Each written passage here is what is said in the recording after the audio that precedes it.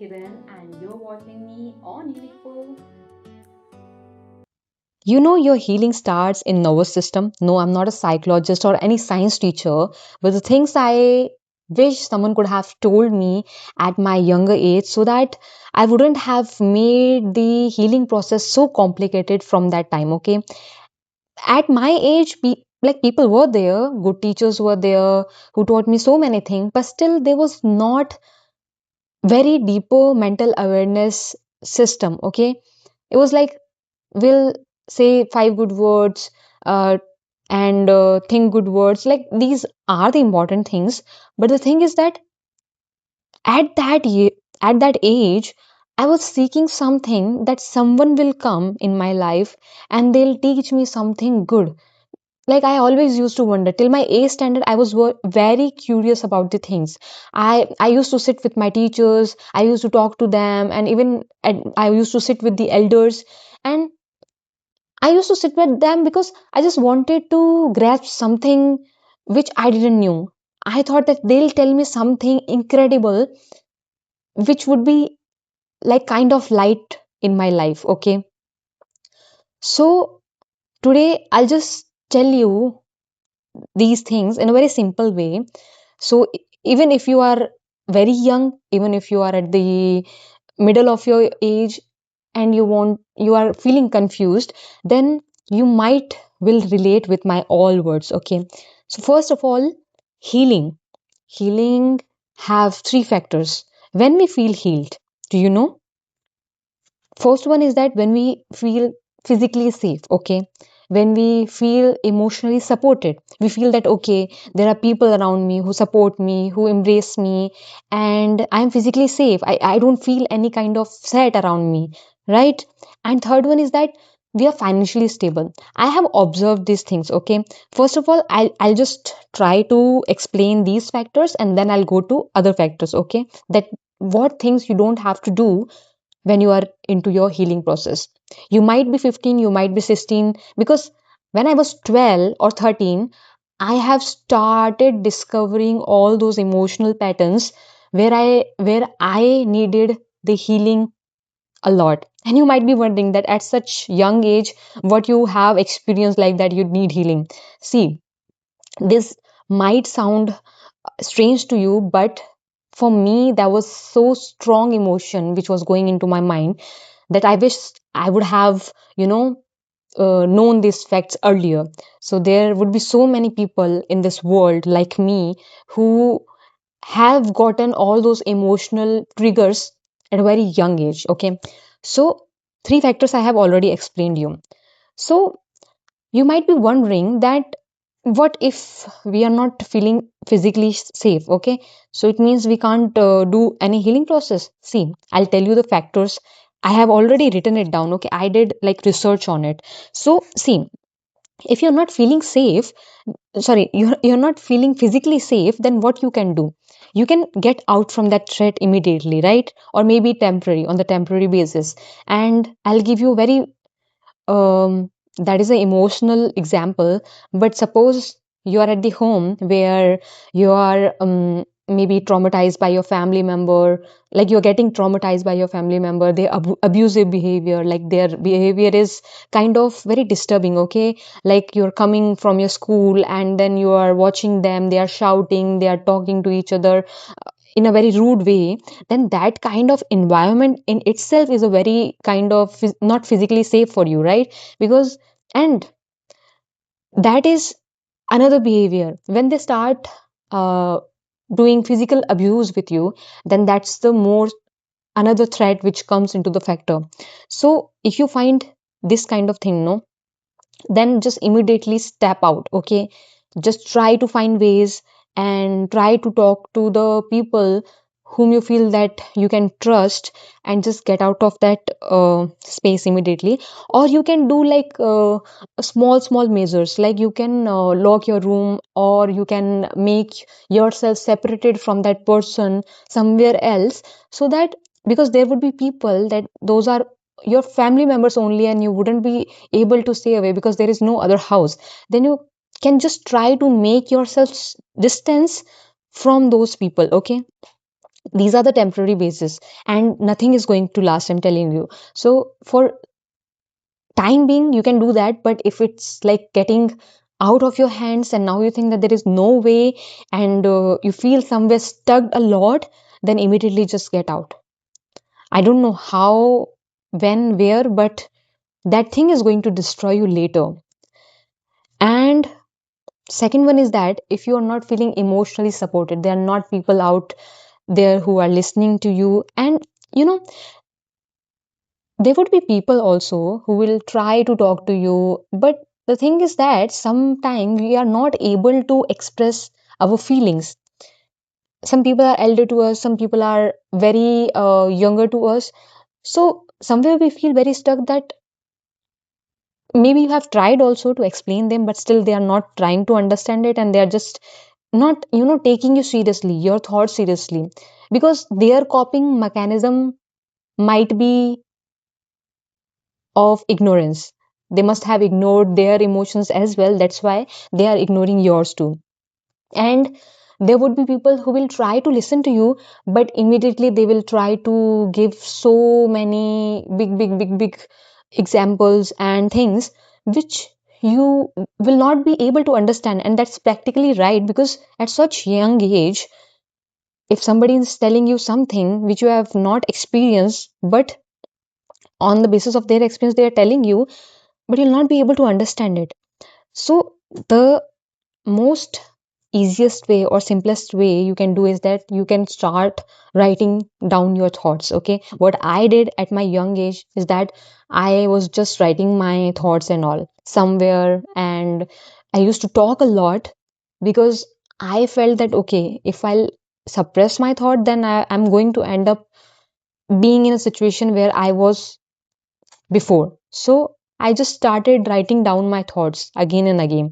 Um, Emotionally supported, when we think about it, that I'm not emotionally supported, then just go to temple. Okay, that would be a very basic example. You might be thinking that what is this? If we don't go to temple, then where? Temple, church, mosque, anywhere.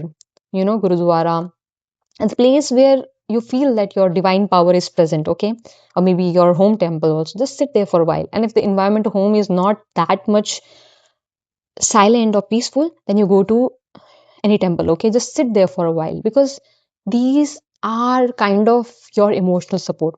See, there would not be people around yourself to support you every time. Okay, there would not be people who will show you the light or show you the way, because in my life I don't think so. I'm not blaming anyone, and I'm not stating that nobody has helped me or uplift me. There were people who have uplifted me a lot, but when I was at my lowest, there was no one. There was only me. Okay. So you can go to temple, and then you can go under the tree. You can sit there. You can go to any garden. Okay. Just sit there for a while. You will start feeling that, okay, some kind of energy is covering me. I'm not all alone. Okay. If you just keep thinking that if you'll just keep on sitting in your room all alone, then what you're going to feel? You're just going to feel that echo of yours only and your thoughts, and the emptiness. The empty room in itself shows the feeling of emptiness, loneliness. So that is the only thing you will attract. But if you'll go outside, if you'll sit in a temple, if you'll sit in the garden, you'll go somewhere which can make you feel, more extrovert or kind of outgoing. Then you will feel that okay, I'm not alone. Somebody is there. Okay, and what else you can do is that you can try to touch the soil, mud area. Okay, just try to keep your feet on that and try to rub the grass and just walk barefoot. This will make you feel grounded, because here what really happened, why you need healing, because somewhere your emotions have gone too high, like out of your control, and now you're trying to stabilize your emotions, okay, at some kind of level. So those kind of activities, why people go to beach when they are stressed out, because they want to feel the aura, they want to feel me, like they want to feel more grounded. Okay, more silent, more peaceful. So these are the things which you can do. And the third one is that financially stable. At such young age, it's not possible for everyone to get financially stable in their life, okay? So what you can do, like how can you give that sense of feeling to yourself to feel that you're financially stable?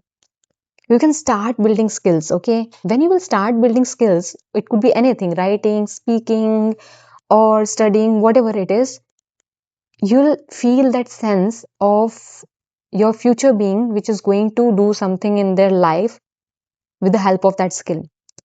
Once you start working on your ideas and skills, then you will create that sense of financial stability. See, if you have three factors, even if you're working on two, immediately third will start getting built. So just try to focus a little, okay? And somewhere we don't feel even like when we don't feel emotionally supported, we just try to write it down and we do things, but somewhere our body also needs some kind of uh, experience, like a hug from loved one, or maybe you want to like want someone to physically be there. So what are the things which can really help you out is that working out, even if it's yoga, even if it's meditation is like bit different but still, and like physical activities. So what it will do that w- the kind of negative toxins your body is carrying inside yourself, it will come out in form of sweat. So that's why when people work out, they feel more stress free. They feel so light after working out. So because your body is containing already lots of toxins inside in itself, so that's how your body will get recover from that. Okay. So these were the like factors that you have to examine while you're in the healing process. Because see, when we are very stuck or confused in our life, we don't have anything to do, right? We feel all stuck. Then what is the harm, that you can think about these factors when you're all empty? What is the harm of watching this thing and writing it down and examining your factors? Because something is better than nothing. You are doing nothing and you'll get nothing. But if you are trying something, then slowly and gradually you will see the changes, right? Then most of the important thing you have to remember in your life is that you don't have to compare your healing process to anybody else. There would be so many uh, incidents will take place in your life where you will see that people heal so faster than you. Suppose there are like two friends, okay? They had a fight and one of them healed faster because they both had a fight. For whatsoever reason, they both got separated, and now because they were attached at that particular period of time, and now they both are separated, but other person is observing that other person is already moving on very happily. So never compare that thing to others, because everyone have their own healing process, and those factors depends what kind of environment they have, what kind of support they have, are they physically safe, and are their family or whatever sources providing them enough nourishment, okay? And on the other hand, if the person is already traumatized, they have their history of chronic stress, and like they are on that patterns from before, like they are already watching that kind of abuse from a very young age, then there are very different healing process. The person who is like getting all the resources, or maybe one or two, then that person is going to heal faster. Even that person will lock himself in the room, but still that person is going to get feed by the loved ones which is having or she's having. They will try to feel alone because at the time they are also into that healing phase, but anyhow somehow they have the resources, okay? And the other one is already having so much of past trauma, so it will take some kind of slow process to heal.